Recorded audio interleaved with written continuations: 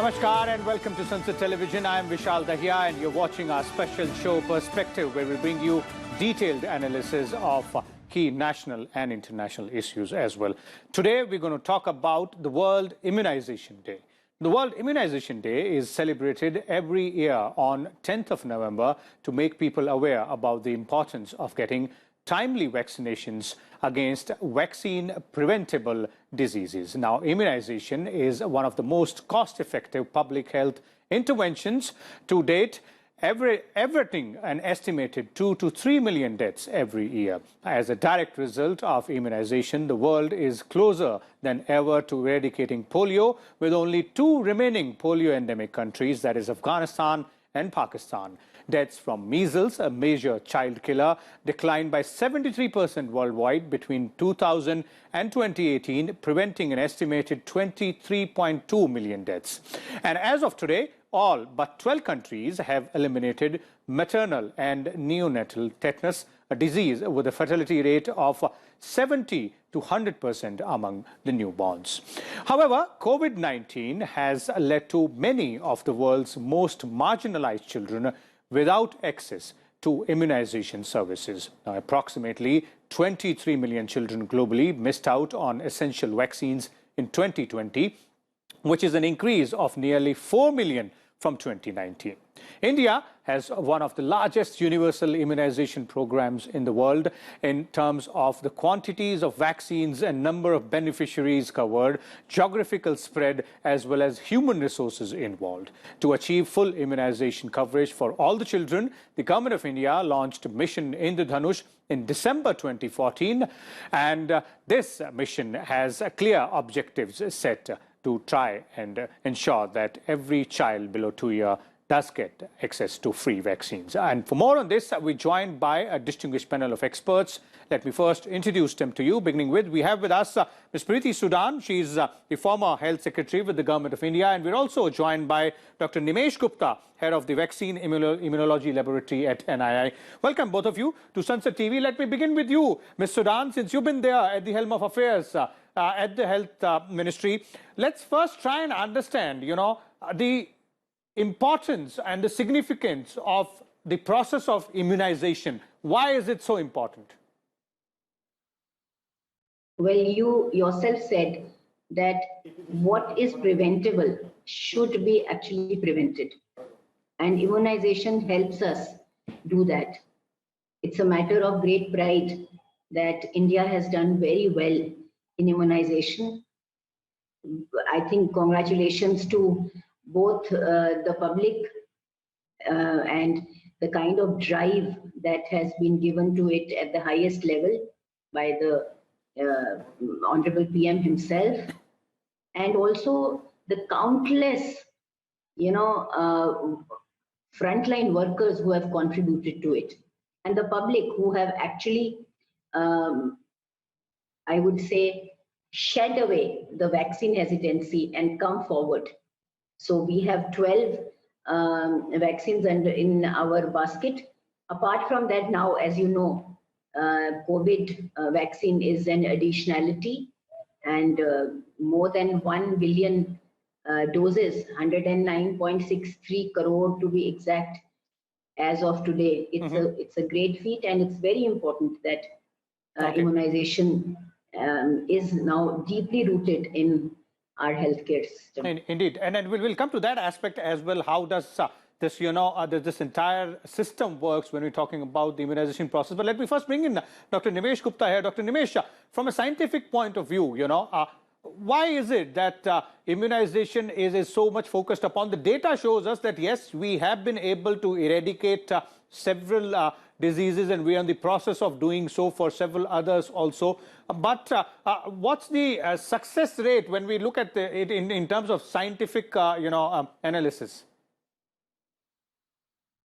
Yeah, I think this is exactly follow what we see with the epidemiological data, because particularly the vaccines which we are talking about, like an example of measles, scientifically that vaccine works fantastic, not only just for the effectiveness, but also in terms of its capability in boosting the immune system, right? So that is the first thing you need from a vaccine that it should actually boost your immune system at that level where you can generate a good memory, so that in future, whenever you see that pathogen, it can actually act very quickly and then protect you from the disease.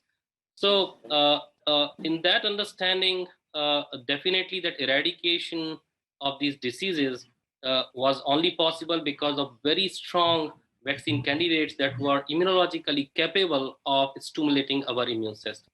Okay, okay. And then what are the challenges in terms of the frontiers which the science is yet to conquer? Where do we stand in terms of because it's World Immunization Day. We have to understand that we have to keep on fighting against diseases of various forms, and they may become pandemic at any given point in time. We've learned our lessons with COVID-19. Exactly. I think the best message here is that the vaccine works, right? They are life-saving medicine, actually, particularly if you see that you can actually prevent the disease, you can actually prevent the death if you can use a vaccine, and if the disease is vaccine preventable. Now the question comes on the scientific status right now. If we particularly talk about our country, I think we have done fantastically well in terms of the vaccine development, in terms of the manufacturing of the vaccines, with amazingly and the remarkably, the work has been done from the manufacturing side.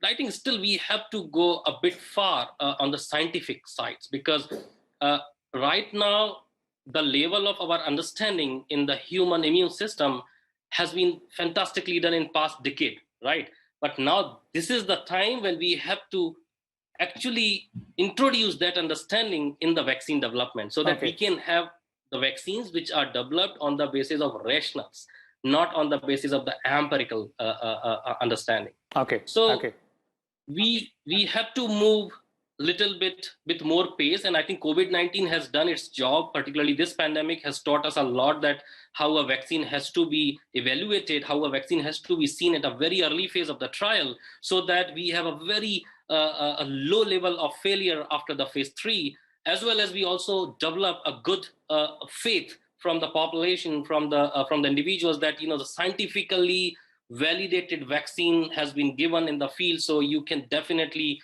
think about taking that, and that definitely will help in reducing further the hesitancy about. Okay, that's a very important part. That the vaccine hesitancy, that hurdle seemingly has been taken control of or resolved during this COVID immunization program. But let's understand the system as well. And I'll come back to you, Ms. Sudan. If we have to look at the entire process of immunization and the system which works, obviously India's COVID vaccination program is world's largest and the fastest as well. And so is our immunization program over the years, Mission Indradhanush, which was launched in December 2014, before that as well. So if you could take us, our viewers, through, how we have, over a period of years, developed our immunization program, made it so robust that ultimately this COVID immunization process, the COVID vaccination process, could be based on that structure and successfully launched and vaccinating almost 100 million people. So it has been a long and I would say a very well thought out strategy, and many people have contributed to it. If you think, as Dr. Navesh Gupta said, one is the supply side management, the pharma sector, providing us vaccines, quality vaccines. And I think congratulations to our Indian pharma, they've done very well in it. We are in fact providing vaccines to the entire world now, and at cheap rates. That's one. Next is that given the size of our country, which is almost a subcontinent, you see stock management. Let me begin with that. So we have what is called EVIN. We have this electronic vaccine intelligence network between the suppliers, the center, and the states. So we know exactly, which consignment is where. That's one. It's a huge network. Next is we have a national cold chain management information system. Okay. So you see that's very important. Again, the functional status, the cold chain space planning, and also forecasting. At one place your vaccine is not going to be there, or you need cold chain impetus there. So that kind of thing. Then you also have adverse event following immunization monitoring. That also you have. Then, of course, you already said about that from vaccine hesitancy, we have now come to vaccine demand thanks to the COVID vaccine. Apart from that, the training of our frontline workers, motivating them to go to such difficult places. And then the whole thing, when you see the actual vaccination takes place, you need a swab, you need a syringe, then you need all the equipment that will enable vaccination to take place. And of course, you need people there to be vaccinated. You need pregnant mothers, you need newborn children. Now you need, COVID. For COVID, you need the population that has been prioritized. So therefore, it's a very complex system. And I think our journey has been quite fruitful. And we have really made it. Okay, indeed, it has been fruitful, and those results are clearly visible on the ground as well in terms of, the way immunization program for our children has, worked over the years, and the way it has become the basis.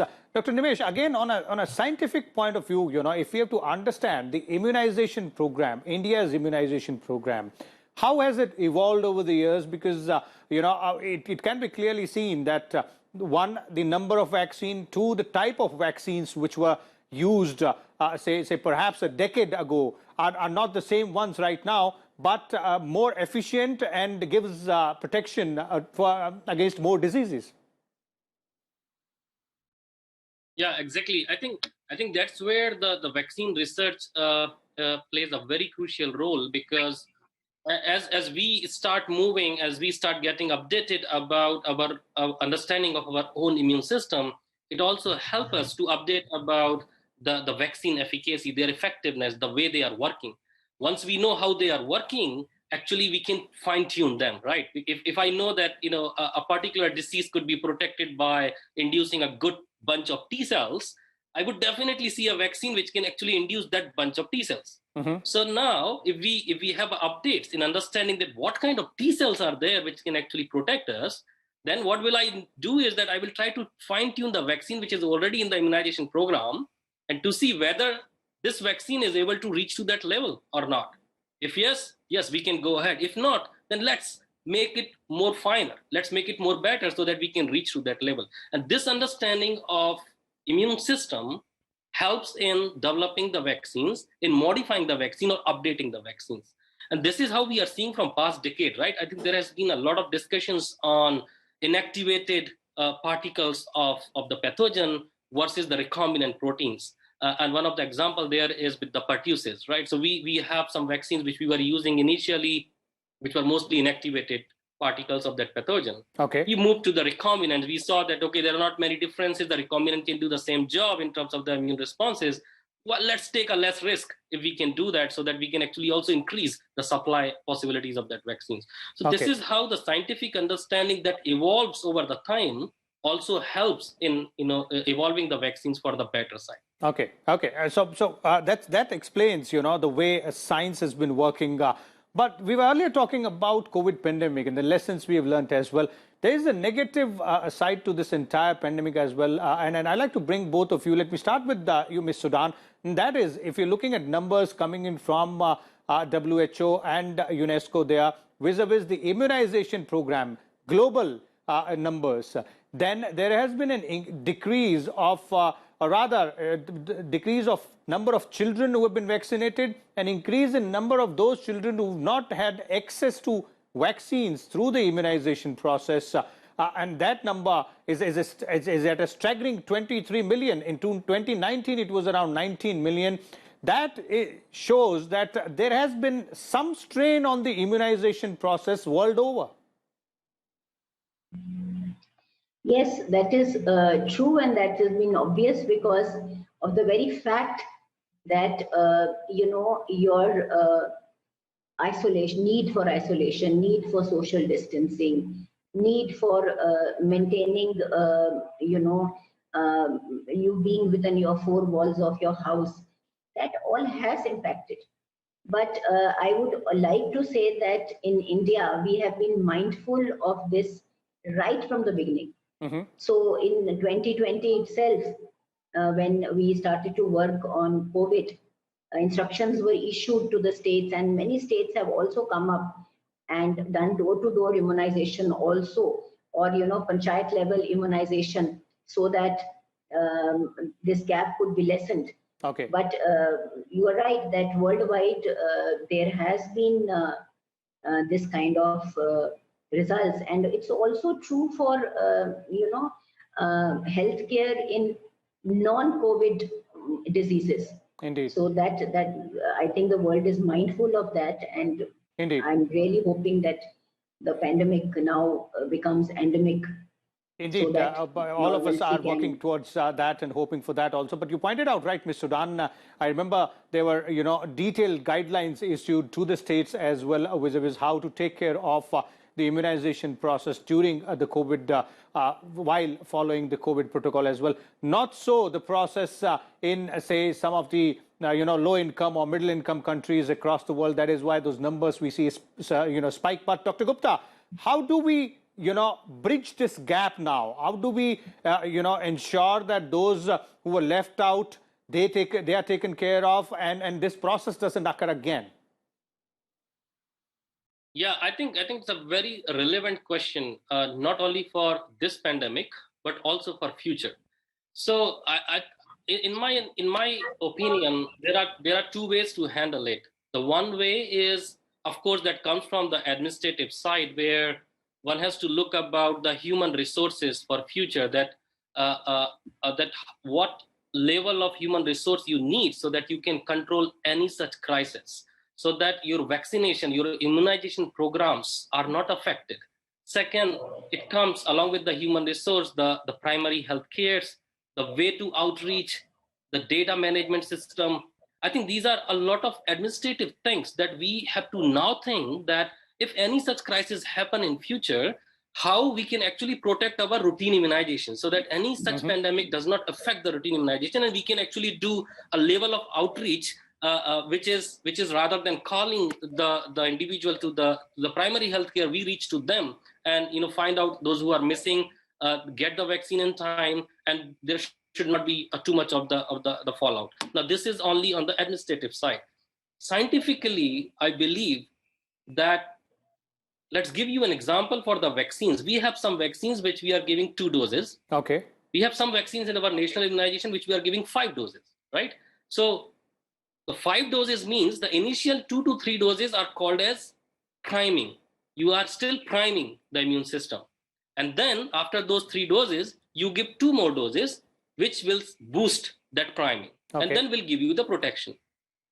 I think we have to now work on that particular aspect where the individuals have lost the initial primings, maybe the priming 2 or the priming 3, and now following it up after 1 or 2 years of gap. Okay. Now they may actually need to go back and initiate their vaccination again, because their first dose, which has now fallen out for 2 years, may not help to give the sufficient priming for immune system so that you can generate a good protective response. Okay. So I think the last point on that this is an opinion and hypothesis, and I think our country now need to generate the evidence over it so that we can utilize that evidence for current pandemic as well as for future, that what happens when we lose out with the exact schedule of immunization. Does it affect or does it not affect?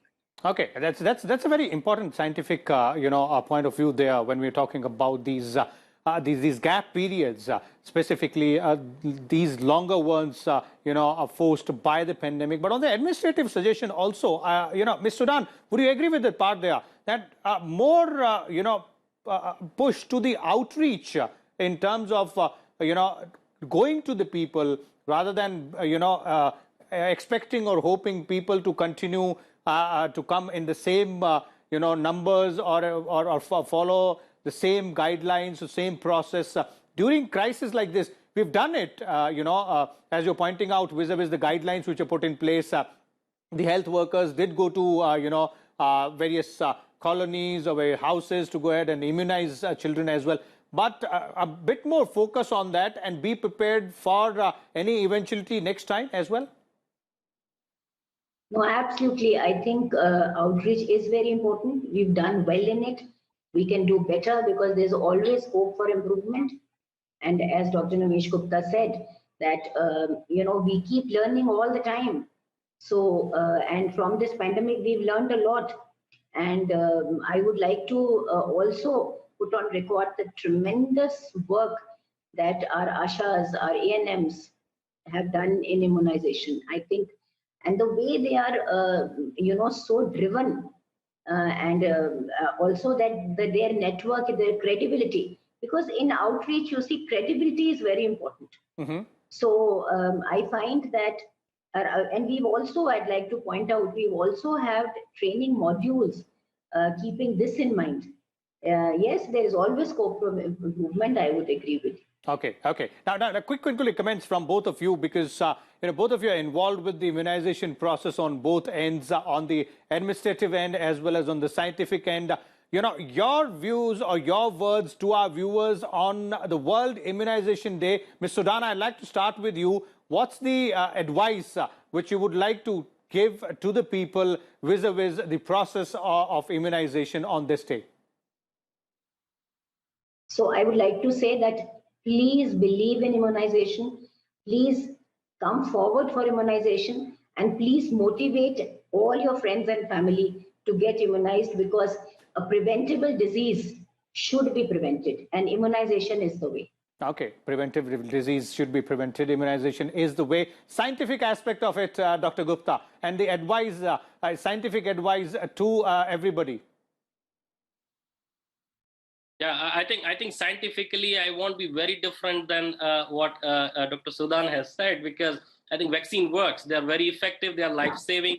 Definitely, we should go for whatever the vaccines are available, and the vaccines that can prevent you from disease and from getting the mortality. I think that's the message I would like to convey. Scientifically, a second point on that I think this is now the time we should also generate a huge evidence scientifically for each and every vaccine we are using, so that we can boost a lot of faith for the vaccines in our population. I think that's the message, with a lot of understanding on human immune system now. Okay, there it is. Thank you so much, Dr. Nimesh Gupta, as well as Ms. Preeti Sudhan, for sharing your views with our viewers. As our experts were pointing out, a lot more to the World Immunization Day than what we perhaps read in the newspapers. A lot of effort goes behind this entire process. And as Ms. Sudhan was pointing out, India's robust immunization program is clear evidence to the fact that a lot of work goes into ensuring that everybody gets vaccinated, specifically when we're talking about children. And this robust immunization setup also has become the basis of our COVID vaccination program, which eventually is the world's largest and the fastest as well. And a piece of advice, as was given by both our guests, that is, come forward, immunize yourself against preventable diseases, and specifically immunize your children against those preventable diseases. Let's start with the COVID vaccine first. We'll come back again tomorrow, and till then, keep watching Sunset Television. Thank you.